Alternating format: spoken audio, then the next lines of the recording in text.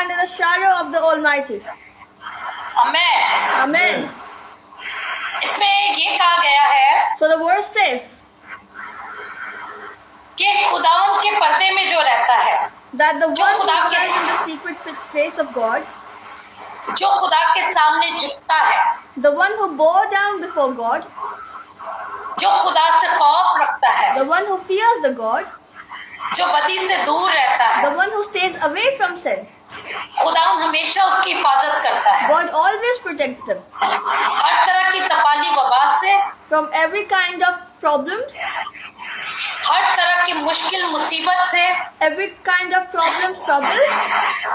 उसको बचाता है God saves them, और वो हमेशा and He always, वो खुदावंद में बढ़ता है He keeps increasing in God, और खुदावंद उसको बरकत देता है and God blesses him और उसके लिए रास्ते बनाता है। and makes way for him. आमीन। Amen.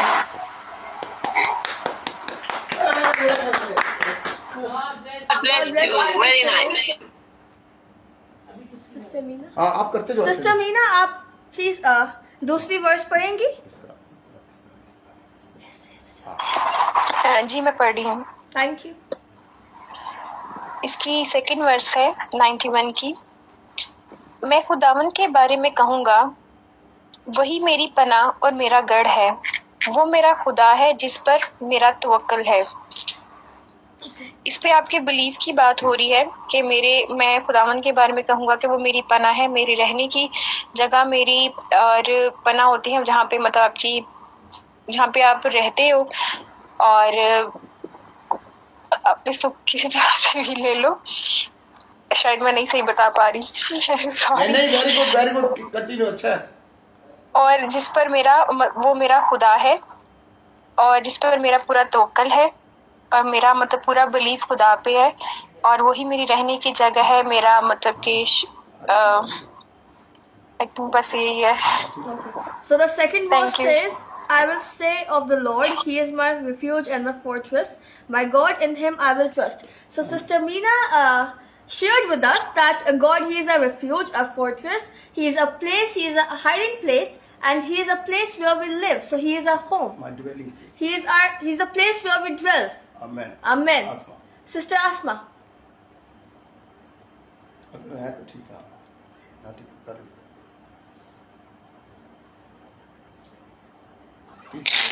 तीसरी verse. जी मेरी तरफ से सबको सलाम। मैं ज़बूर 92 उसका 3री आयत से पढ़ूंगी, क्योंकि वो मुझे साबर के फंदों से और मोहलिक वबा से छुड़ाएगा। इसमें वो कह रहा है कि अगर हम किसी वबा में मतलब बीमारी में फंस जाए तो खुदावंद हमें उससे रहा करता है। हमें ऐसे मतलब मैं अपनी ले लूं तो खुदावंद ने मुझे बहुत सी बीमारियों से, बहुत से जुओं से, बंधनों से रहा किया। तो इसमें तो वही है बस, जो मतलब फंदा होता है कि एक चीज में जकड़े हुए होना, जैसे कि हम बदरूहों में जकड़ जाते हैं या फिर किसी ऐसे मामलात में फंस जाते हैं जहां से हमें निकलना मुश्किल होता है, तो फिर हम रास्ता ढूंढते तो हमें मिलता नहीं है। तो अगर हमारा तवक्कल खुदावंद पर होगा, हम अपने खुदावंद को बाजू को थामे रखेंगे, तो शायद हम इस बीमारी में या इस तरह की चीजों में नहीं फंसेंगे। तो जब हम छोड़ देते हैं तब हमें ये सारी चीजें अटैक करती है और फिर हम उसमें जकड़ जाते हैं। So the third verse, which Sister Asma has explained to us, she says that this verse means that God, He will deliver us from every kind of tribulations, every kind of trouble, every kind of problematic situations, every kind of fears, every kind of yoke of the devil. So the God who delivers us and He protects us. Amen. Sister Saima, चौथी आयत। आपका mic mute है।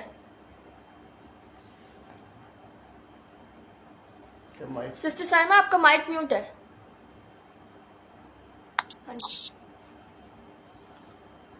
खुदावन के जिंदा पाक कलाम में से हम 91 ज़बूर और 4 वर्सेस में पढ़ेंगे। वो तुझे अपने परों से छुपा लेगा और तुझे उसके बाजुओं के नीचे पनाह मिलेगी। उसकी सच्चाई ढाल और सिपर है। कलाम में आमेन। ज़बूर में ये हमें 4 वर्स में मिलता है कि जिसका तवक्कल खुदावंद पर होता है वो खुदावंद उन्हें अपने परों के नीचे छुपाए रखता है और उसके बाजुओं के नीचे हमें पनाह मिलती है। जब हम किसी भी मुसीबत में या किसी डर खौफ में, खास करके कि जैसे कि हम रात को सोते हैं तो रात का टाइम बहुत रात में कुछ ऐसा टाइम आता है कि बहुत खतरनाक रात होती है, तो उस रात में भी हमें मतलब कि वो डर खौफ नहीं होता। जब हम खुदावंद के परों में रहते हैं, खुदावंद के खौफ में रहते हैं, तो हमें ये दुनिया का खौफ और इब्लीस का खौफ हमें कुछ नहीं कहता, क्योंकि वही हमारी सिपर होती है और ढाल होती है। जब हम उसकी ढाल को लेके हम साथ चलते हैं तो कोई वबा, कोई मोहलक वबा और इब्लीस के मंसूबे हमें कुछ नहीं कह सकते। आमीन। Amen. Sister Saima explains verse 4 by saying that whenever we have any troubles, whenever we have any problems, God, He under His wings we shall take refuge. His truth shall be our shield. So the truth of God shall be our shield. He will protect us from every kind of problems. Amen. Sister Shazia. खुदा का शुक्र है। मैं पाक कलाम पढ़ने लगी 91 में और वर्स है 5। ठीक है।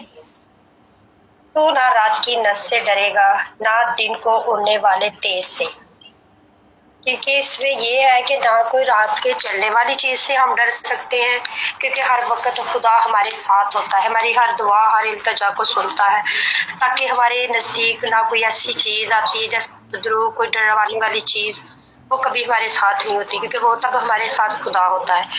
जो हमारी वो उड़ने वाली जो चीजें, जैसे कि कोई भी ऐसे परिंदा या कोई भी ऐसी परिंदों में कोई चीज ऐसी हो जो कि जैसे डराने वाली हो, तो तब भी खुदा हमें अपनी पनाह में रखता है, हमें कोई चीज नहीं हमारे नजदीक आने देता, ताकि हर वक्त हमारे साथ साथ रहता है, ताकि खुदा हमें अपनी पनाह में रखता है, ताकि कोई तेज चीज से भी बल्कि अपनी परों में छुपा लेता है।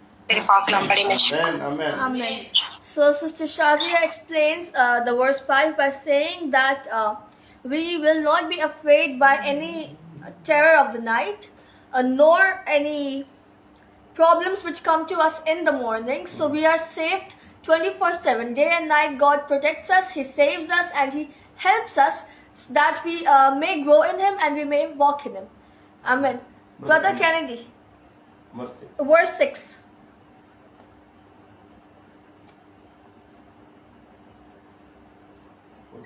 Okay, verse 6.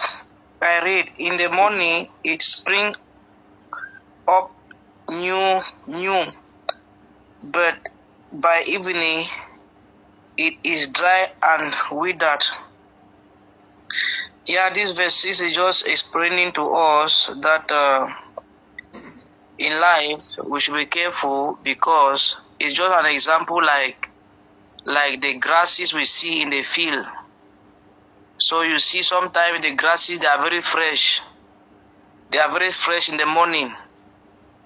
So you see during the day, and when the sun is too hot and towards the night, you see maybe sometimes because of the heat, those grasses sometimes they die because of the heat. So this verse is teaching us that, we don't know tomorrow. Our tomorrow is in the hands of God. So as children of God, we should be careful we live our life, because if you live your life carelessly today, tomorrow you will regret. So we should commit everything in the hands of God, and God should order our footsteps so that we'll have a better tomorrow, so that the promises of God has promised us eternal life, and so that tomorrow we'll enjoy that eternal life God has promised to us. Praise God. Amen.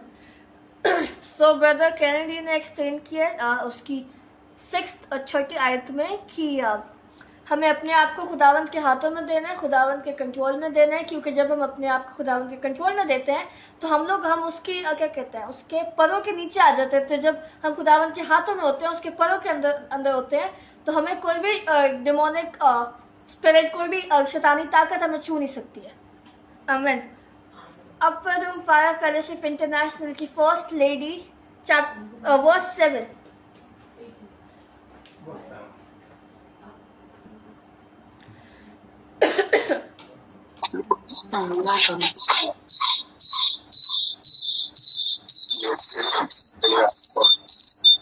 तेरे आसपास 1000 जाएंगे और तेरे बहने हाथ की तरफ 10,000, लेकिन वो तेरे नजदीक ना आएगी।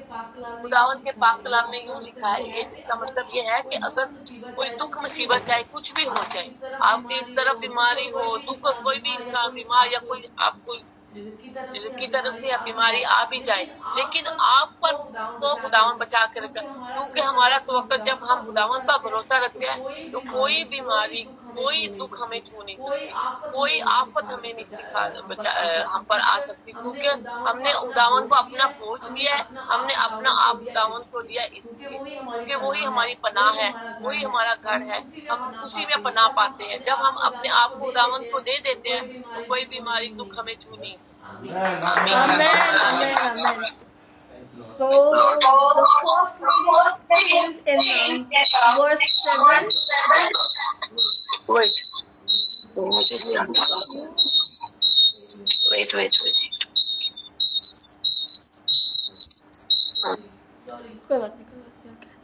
Okay, so the first lady explains in verse 7 that no matter what problems we have, no matter what problems we face, but what problems come near us or try to come near us, they won't be able to attack us, or they won't be able to come into our lives, because God is with us. So again, we need to put our whole trust in God. We need to give ourselves into God's hand. We need to surrender to Him, because when we surrender to Him, 1,000 may fall at your side and 10,000 at your right side, but they shall not come near us, because God have protected us. Amen. Amen. Hallelujah. Sister